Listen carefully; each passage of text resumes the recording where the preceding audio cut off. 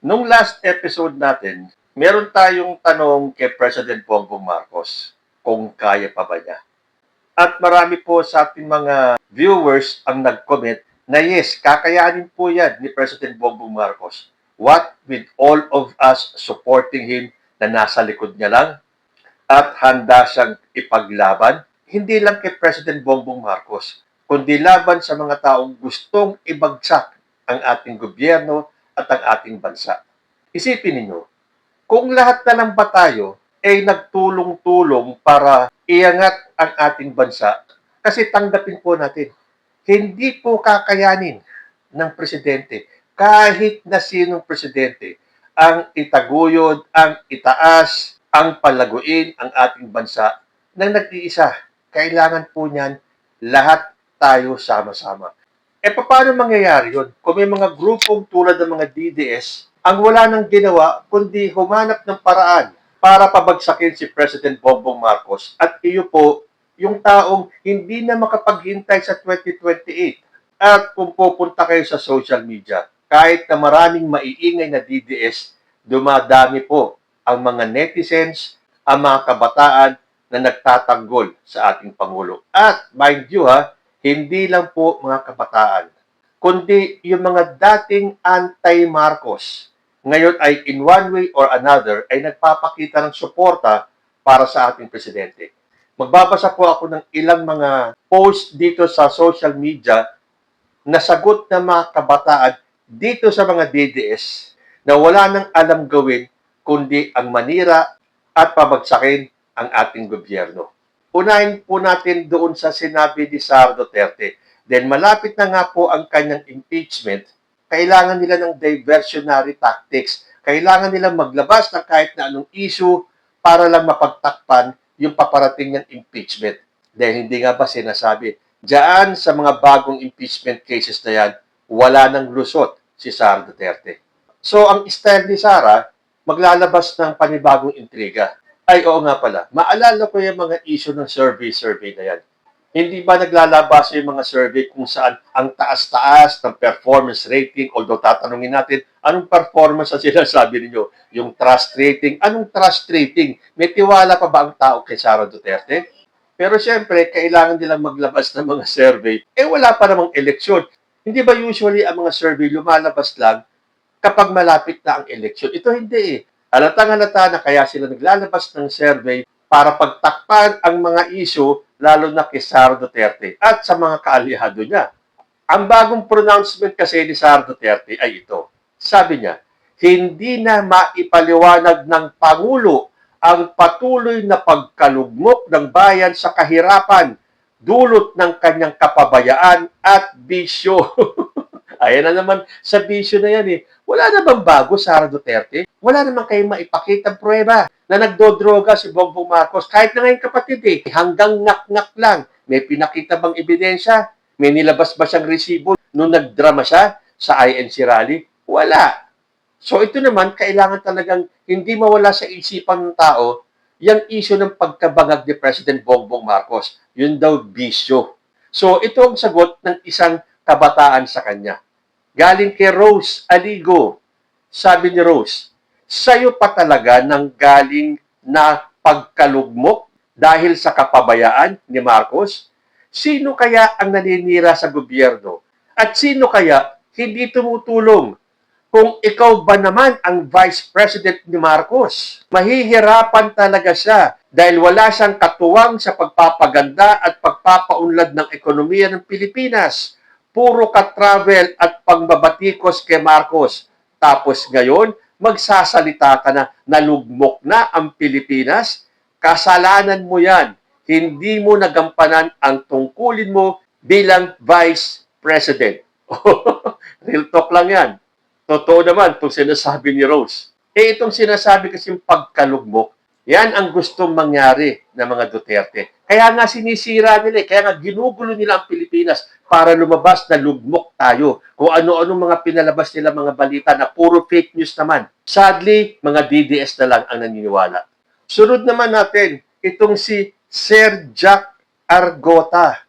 Nung pong nagkasakit si President Bongbong Marcos at ang dami nilang pinakalat na balita na keso may cancer daw si President Bongbong Marcos, keso may colostomy bag na daw, at kailangan na daw ibigay kay Sara Duterte ang pamumuno ng bansa. Ito naman po ang sinabi nitong si Sir Jack Argota. Ang baho siguro ng hininga ni BBM, hindi na daw nakakatae. Nasinagot naman ni Jeric Espinoza. Sabi niya, nakakatawa na lang yung ikaw nga yung may kapansanan, ikaw pa yung nanglalait sa kapwa mo. Hindi daw makatae si BBM. Eh ikaw nga, hindi makapagsalita ng maayos nung bata ka pa at hanggang ngayon, sino kaya ang nakakatawa ang sitwasyon? Ikaw, kailangan mo pang manira at manlait para magkapera. Si BBM, 60 na, mahigit may edad na, naging presidente na at nakakatulong sa Pilipinas. Ikaw, nasa laylayan pa din dahil sa bastos na ugali mo, hindi nagkamali na sa itaas na pinanganak kang ganyan. Well, yan po ang sinabi ni Jerica. Dito naman sa sinabi ni Cathy Binag. Sabi niya, focus na panagutin ang flood control scammers. Huwag padala sa drama ng impeachment at China issue. #Budol. Sabi po yan ni Binag. Ang ibig niyang sabihin, mag-focus lang doon sa flood control. At huwag bigyan ng halaga yung impeachment ni VP Sara at yung issue sa China. Ito talaga mga pro-China na to, no? Mga hindi na nahiya, talagang pinangangalandakan nila na sila ay mga pro-China. Sagot sa kanya ni Maribel Demolo. So, okay lang pala ang issues ng impeachment at issues sa West Philippine Sea. Kumbaga, kahit na magkagera sa Pilipinas at nagnanakaw na ang Vice President, focus lang sa flood control issues. Ginamitan mo ba ng utak yan? Hindi ba pwede pagsabayin ang mga issues sa Pilipinas? Bakit ka mag-focus sa isang issue kung pwede naman pagsabayin? Nakakatawa talaga ang mga DDS na tabogo. Oo nga, napansin ko yan. Ang dami mga DDS na naglalabas ng mga statement na pinababayaan na daw at pilit iniiwasan na yung issue ng flood control. Na dapat ang gawin ng gobyerno ni PBBM ay mag-focus sa isang issue. Huwag pagsabay-sabayin. Isang issue at a time. Eh ano mangyayari sa atin? Saan tayo pupulutin? Kung ang gagawin pala natin, one issue at a time. Tama nga itong si Maribel. Ginagamitan nyo pa ba ng utak yan, mga DDS? Hindi ba pwedeng pagsabay-sabayin ang mga issues natin? Sa bagay, kaya nga kayo tinawag na, ewan ko na lang.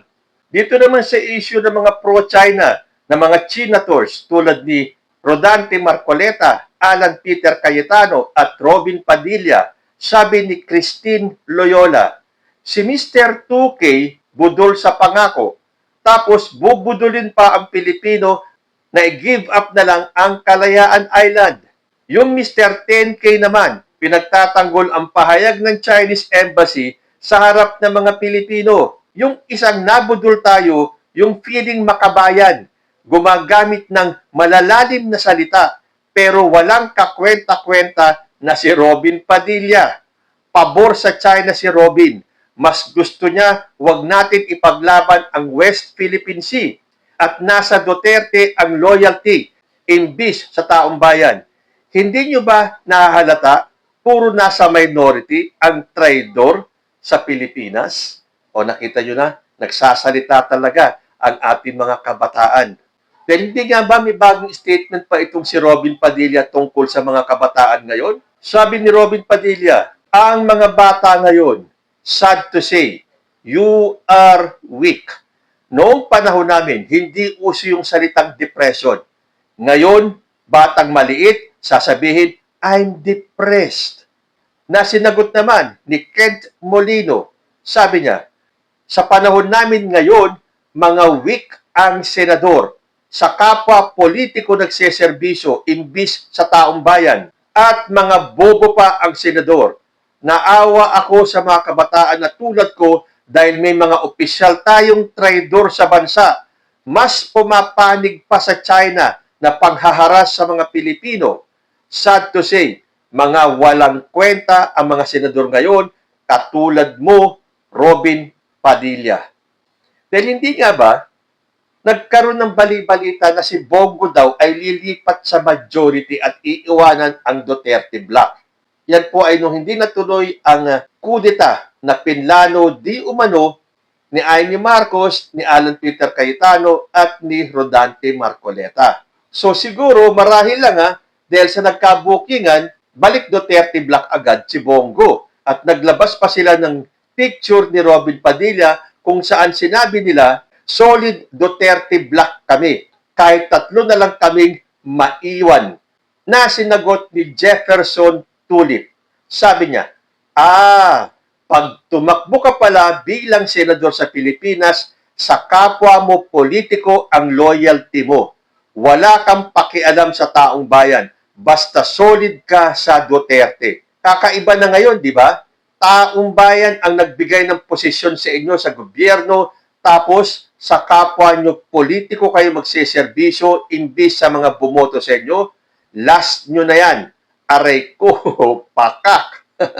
Oo nga naman, di ba? Itong mga pro-Duterte senators, mga wala nang hiya, binoto sila ng taong bayan para ang pagsilbihan nila ang taong bayan. Pero talagang hayag-hayagan na sila ay solid Duterte. At ang mga Duterte lang ang dapat nilang pagsilbihan. Dapat doon kayo sa mga Duterte kumuha ng mga sweldo ninyo.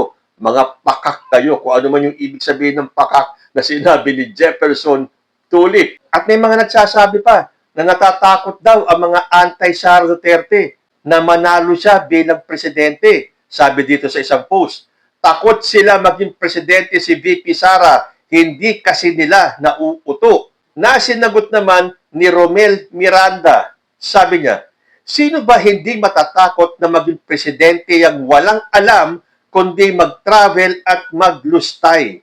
Sino bang hindi matatakot? May presidente kang nag-travel pag may bagyo. Hindi kami natatakot sa pagkatao niya. Natatakot kami na mapupunta sa basura ang Pilipinas dahil ang presidente natin bobo at mangmang sa pagpaunlad ng ekonomiya. Hindi nga makapag-speech ng walang kodiko yan. Kahihiyan ng Pilipinas kung siya ang presidente. Yan ang dahilan kung bakit ayaw namin dyan. So nakita nyo na? Kung marami mga DDS ang naninira kay President Bongbong Marcos, may mga kabataan naman tayo na handang tumindig at kontrahin ito mga DDS na wala nang ginawa kundi ang manira. So natatakot nga ba tayo kay Sara Duterte? Panoorin po natin itong videong sinabi ng isa pang kabataan. May nag-comment sa isang video ko, sabi niya, bakit ba takot na takot kayo kay VP Sara? Hello? Pinagsasabi mo, sino takot kay Inday? Sabi mo sa akin, sino takot? Di ba pwedeng ay lang namin sa kanya kasi ngayon, as VP, hindi naging maganda yung leadership niya. Hindi siya nagpakita ng accountability, integrity, and transparency. Alam namin na hindi siya magiging mabuting leader ng Pilipinas. So, yun ang dahilan. Hindi takot. Nagsasabi. Mga fake news talaga kayo. So, real talk yan. Bakit naman tayo matatakot kay Sara Duterte? Anong dapat ikatakot sa kanya? O baka naman siya or sila ang natatakot dahil papalapit na ang impeachment trial ni Sara Duterte and this time, wala na po siyang kawala. And so, tulad na sinabi ko kanina, pati ang mga anti-BBM sa ngayon in one way or another ay sumusuporta or kung hindi man sumusuporta ay gustong ipagpatuloy pa ni President Bongbong Marcos ang kanyang paglilingkod hanggang 2028 tulad na lang ni Winnie Monsod. Dahil sa isang interview sa kanya ni Karen Davila nung pang November 19, 2025. Ito ang nasabi niya kung sakaling mapaalis si Bongbong Marcos sa kanyang pwesto. Because who's going to be the president? Diyos ko po naman. Let's not go from the frying pan into the fire. Although iginiit naman ni Winnie Monsod na ayaw naman din niyang mahalal muli ang mga kamag-anak ni Pangulong Marcos sa mga susunod na eleksyon. Pero nakita nyo na, diehard pong anti-Marcos yan si Winnie Monsod. Pero sinabi niya, I don't want PBBM impeached. Let him continue what he's trying to do until 2028. Dahil para kay Winnie Monsod, mas mainam na Marcos ang presidente kaysa sa mga Duterte. At sino naman ang makakalimot dito sa statement ni Jam Magno? Ito pong si Jam Magno ay maka-Duterte po ito. Pero ngayon, kahit papano, parang nakikita natin at naririnig na dinidepensahan niya si President Bongbong Marcos. At ito po yung sinabi niya tungkol sa mataas na rating ni Sara Duterte.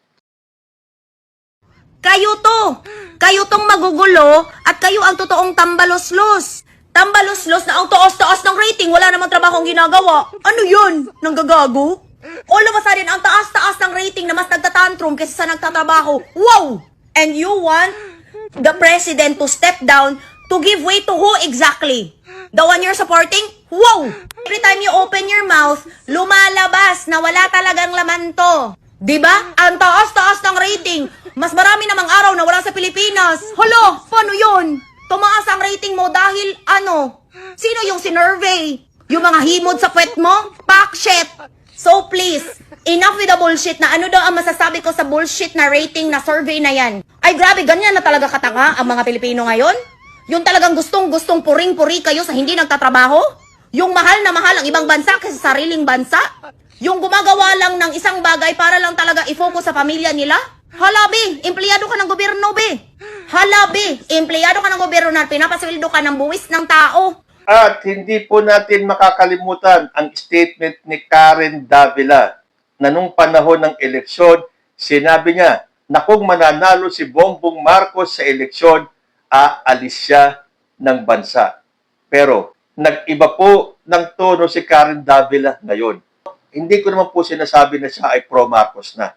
Pero kahit papano, naalog na siguro ang utak ni Karen Davila para tanggapin niya yung mag-introduce kay Bongbong Marcos sa isang event. And I think ito yung sa ASEAN.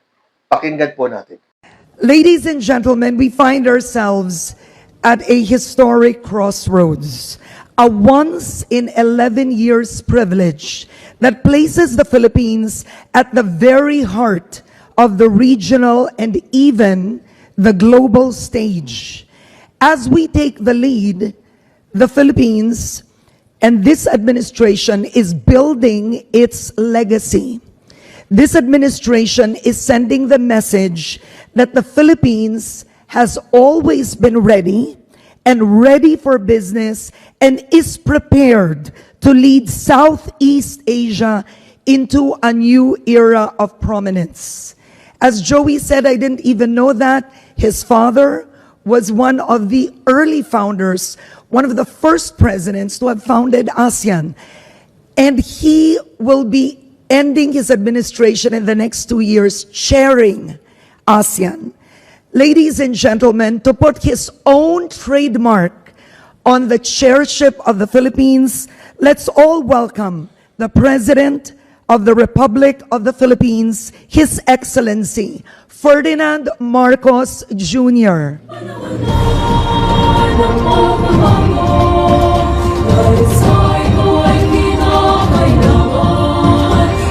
O hindi ba, damang-dama mo kay Karen Davila yung sinseridad ng kanyang sinasabi. Although kahit pinabasa niya yan, nandun po yung sinseridad. Na kahit papano, nakikita niya na may magandang nangyayari sa bansa natin sa ilalim ni President Bongbong Marcos.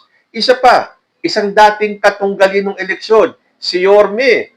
Ito ay may kaugnayan sa ginawa ni President Bongbong na zero billing sa ospital at ang pinataas na coverage ng PhilHealth. Sabi ni Isko Moreno, kompleto ka na Mr. President. Zero billing, pinataas mo ang coverage ng PhilHealth. Tapos ngayon, magpo-produce ka pa ng maraming doktor at nurse. Kumbaga sa kalye, Mr. President, walop-walop na, kompleto na. Nani-reaksyon na naman ni Gilberto Labuay. Sabi niya, ganito ang totoong nagseserbisyo. Marunong magpasalamat at ang taong bayan ang laging iniisip at hindi nagseserbisyo sa kapwa politiko. Hindi katulad ng ibang opisyal natin sa gobyerno, hindi nila naiintindihan ang salitang public servant. Yung isa, kahit sunugin pa, amoy Duterte daw siya. Uy, alam ko kung sino yan. Blind item, si RP yan, di ba? At lately, itong si Sharon Cuneta, na alam natin na ang kanyang ikinampanya ay si Leni Robredo. Pero ngayon sa isang okasyon, diyan sa palasyo, nag-perform si Sharon Cuneta at meron siyang magandang mensahe kay President Bongbong Marcos. I have only one vice president there. My date tonight. Mali your choice, no? Sorry. Okay, let's move on.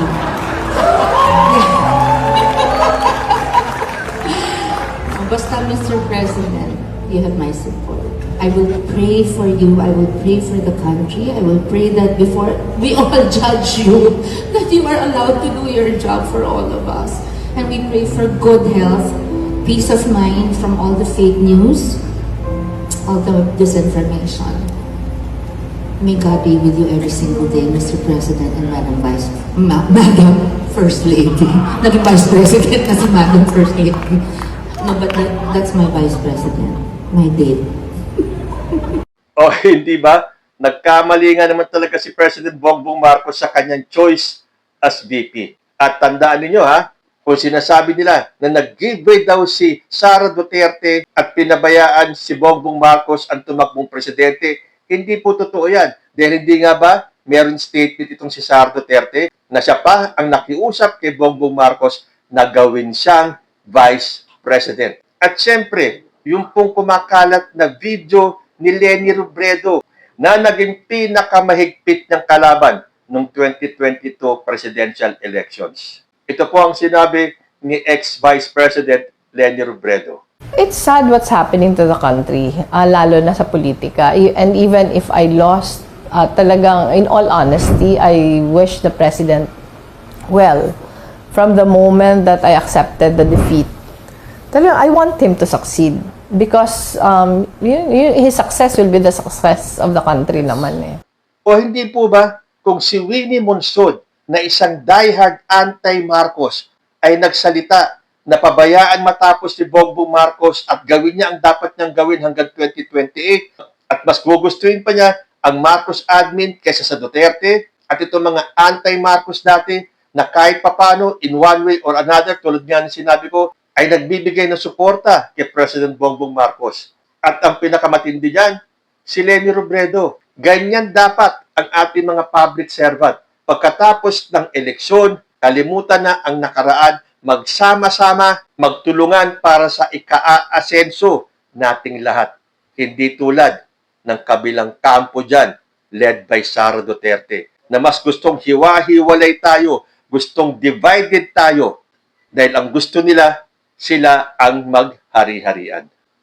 Kayo po, ano ang masasabi nyo sa mga reaksyon ng ating mga kabataan at ng mga dating anti-Marcos sa ating mahal na Pangulong Bongbong Marcos?